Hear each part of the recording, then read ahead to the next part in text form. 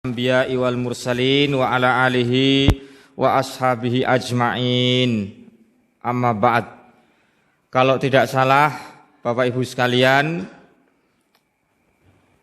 pekan yang lalu saya sempat membaca satu ayat, walitukmilul iddata walitukabbirullah ala ma hadakum.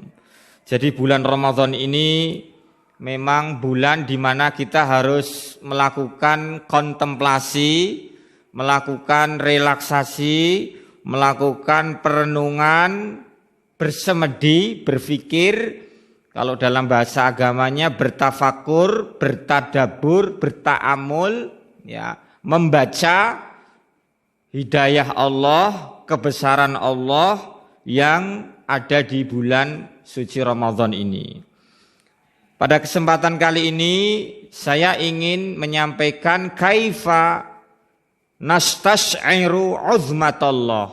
Bagaimana kita merasakan keagungan dan kebesaran Allah. Ya. Jadi memang sesungguhnya la ahad yumkinu idrak uzmatillah, tidak ada satupun orang yang bisa sampai melihat kebesaran Allah itu secara utuh, ya. Tapi kita bisa merasakan kebesaran Allah lewat ciptaan-ciptaannya. Wa min ayatihi al-lailu wan naharu wasyamsu wal qamar. Dan di antara tanda-tanda kekuasaan Allah ada malam, ada siang, ada matahari, ada bulan, itu merupakan tanda kebesaran Allah. Jadi adik-adik, termasuk remaja masjid yang masih muda-muda, tolong perhatikan, kok bisa ya Pak Torik? Inna ba'dal laili nahara, wa inna ba'dal fajri, inna ba'dal laili fajra, wa inna ba'dal usri yusra, wa inna ba'da al-hazimati nasra. Kenapa setelah malam datanglah fajar, setelah kesukaran datanglah kemudahan, setelah penderitaan datanglah kemenangan, ya. Kok iya ya, malam kemudian berganti siang, terus kemudian ketoke cuacanya terang, benderang, panas, ngenteng-ngenteng, tiba-tiba hujan. Itu kan unpredictable, ya. Tidak bisa diprediksi, tidak bisa diperkirakan oleh manusia, Pak. Itu kebesaran Allah yang memang Allah Subhanahu wa taala jadikan agar umat manusia itu berpikir tentang keberadaan Allah. Uzmatullah, ya. La tasjudu lisyamsi wala lil qamari. Janganlah engkau menyembah matahari maupun bulan. Wasjudu lillahilladzi khalaqahun in kuntum iyyahu ta'budun. Kamu sembahlah Allah karena Allah lah yang menciptakan matahari, bulan dan segala macam makhluk di alam semesta ini. Termasuk kita, bapak-bapak sekalian, tadi ketika Pak Imam membaca surat Al-Fatihah, itu kita mendengar ayat Alhamdulillahirabbil alamin. Termasuk alamin itu ya asyamsu, matahari, al-qamaru, bulan, al-lailu, an-naharu, dan apapun, Pak. Jadi al-alamin itu termasuk dalam diri kita itu, ya, alamul badani, alam badan kita. Dari ujung rambut sampai ujung kaki itu alam, ya. Alhamdulillahirabbil alamin. Sebelum melihat alam di luar tubuh kita, lihat dulu alam dalam tubuh kita ini, Pak. Alamul badani wa alamul akli, alam tubuh kita, alam akal kita, wa alamun nafsi wa alamur ruhi. Alam nafsi atau jiwa kita, alam roh kita. Kita melihat dulu kepada diri kita ini, Pak. Coba kalau alamul badani, alam tubuh kita, dari ujung rambut sampai ujung kaki, Pak. Oh, rambut saya sudah tumbuh uban. Oh, rambut saya begini. Kemudian dari sampai kaki, tangan. Oh, tangan saya kok kasar, tangan saya kok halus, tangan saya kok ada bulunya.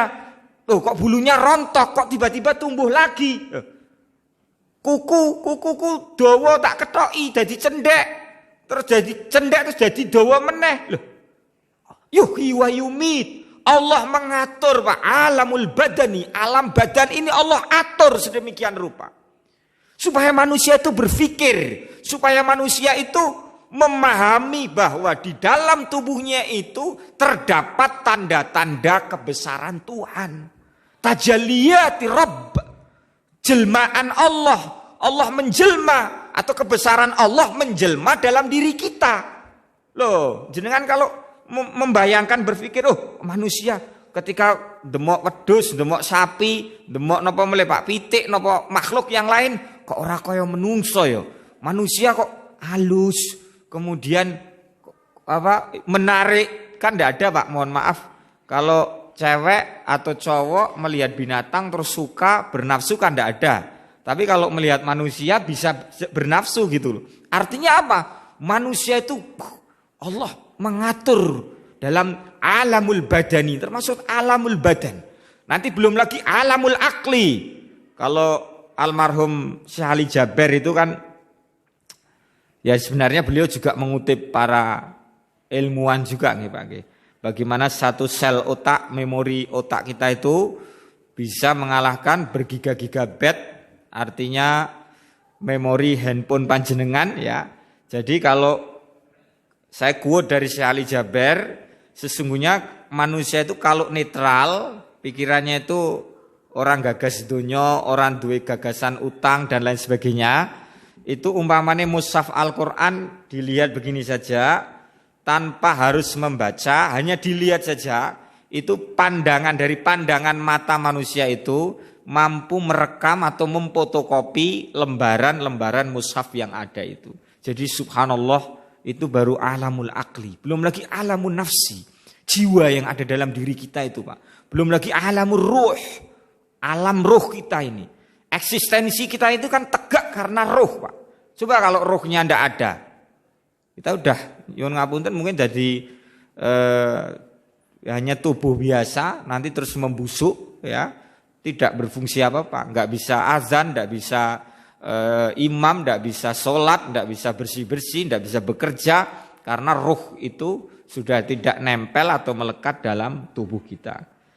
Itu dalam surat Fussilat ayat 37. Kemudian dalam surat Yunus ayat 110, wa qulin duru madza fis samawati wal ard wa ma tughnil ayatu wan nuzur an qaumin la yu'minun. Perhatikan apa yang ada di langit dan di bumi itu perintah, Pak.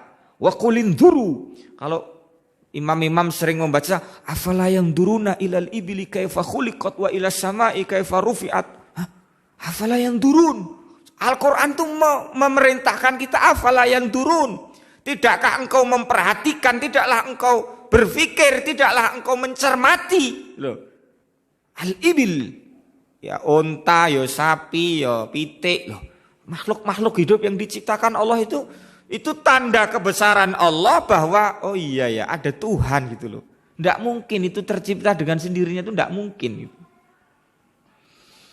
Kemudian dalam surat An-Nur ayat 41, alam tara anallaha yusabbihu lahu man fis samawati wal ard wat tayru saffat kullu qad alima salatahu wa tasbihahu.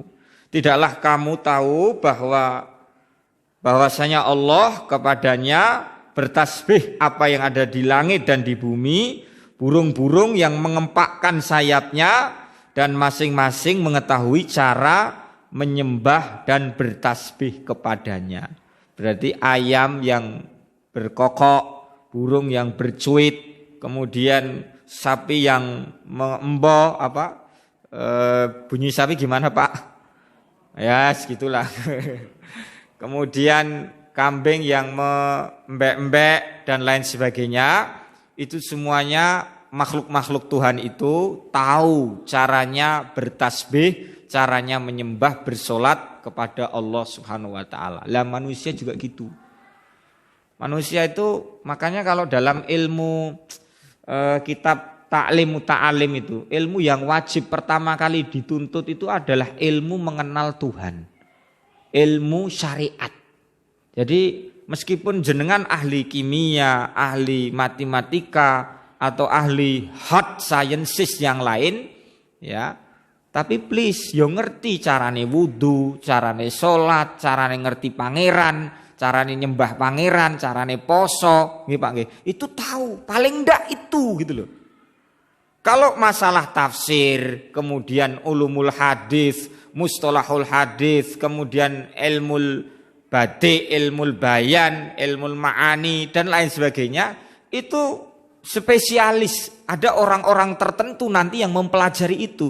Tapi kullu muslim la budda min ilmil ahwal. Setiap muslim harus tahu ilmu ahwal, Pak. Ilmul hal itu artinya ilmu yang berkenaan dengan mengenal Allah. Sifat-sifatnya Allah enten pinten. Kemudian setelah sifat asma Allah itu ada berapa, dikenal satu-satu. Ar-Rahman, Ar-Rahim, Ar-Rahman, Ar-Rahim. Kemudian Al-Mujib, Ar-Razzaq, Al-Fattah, Asy-Syakur, As-Sabur, Al-Ghani, Al-Mughni. Kemudian apalagi banyak Pak, Ar-Rasyid, ya, Dzal Jalali wal Ikram dan lain sebagainya. Itu juga mengenal, ya, termasuk cara mengenal Allah Subhanahu wa taala. Nah, bagaimana agar diri kita itu tidak lalai dalam memahami, menyadari kebesaran Allah. Sebagai seorang mukmin, ada beberapa hal yang ingin saya ungkap di sini. Ada 4 hal saja. Secara singkat saya sampaikan. Asbab adam ta'zimillahi subhanahu wa ta'ala. Sebab-sebab kita tidak mampu memahami jalalatillah, kebesaran Allah, keagungan Allah. Yang pertama, diingat-ingat. Irtikabudz dzunub. Orang sering melakukan perbuatan dosa. Wal wuqu' fil ma'asi, sering terjerumus pada perbuatan maksiat. Hadhihi dzunub hiya sabab fi kulli mihnatin wa bala'in. Ini dosa-dosa ini, perbuatan maksiat ini termasuk sebab munculnya bala atau kesengsaraan hidup. Jadi kalau hidup kita masih sengsara, masih gelisah, masih penuh dengan kekhawatiran, kecemasan, itu menunjukkan bahwa kita nuhasib anfusana. Kita harus memuhasabah diri kita harus mengintrospeksi diri kita. Apa sih yang dikhawatirkan dari hidup ini?